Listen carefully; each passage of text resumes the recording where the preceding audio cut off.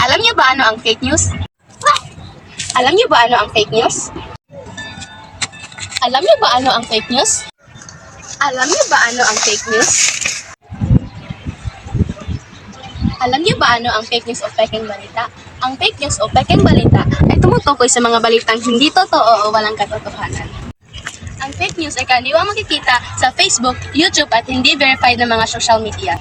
Isa sa mga halimbawa ng fake news o pekeng balita ay inyong mga kapitbahay. Paano maiwasan ang fake news?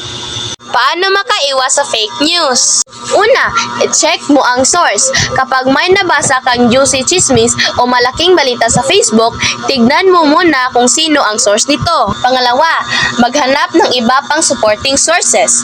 Para makasigurado, humanap ka ng 2 o 3 pang sources na sumasang-ayon o ini-explore pa ang same topic para makasiguradong totoo ang balita o impormasyon. Pangatlo, basahin mo yung mismong article, hindi lang yung title o headline.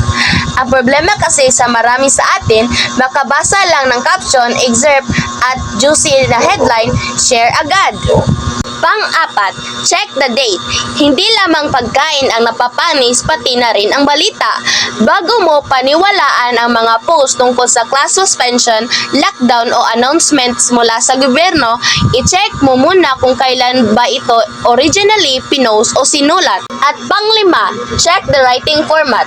May mga website na sadyang gumagamit ng ilan sa mga ito para makakuha ng atensyon at mag-udyok ng mga emosyon sa mga mambabasa.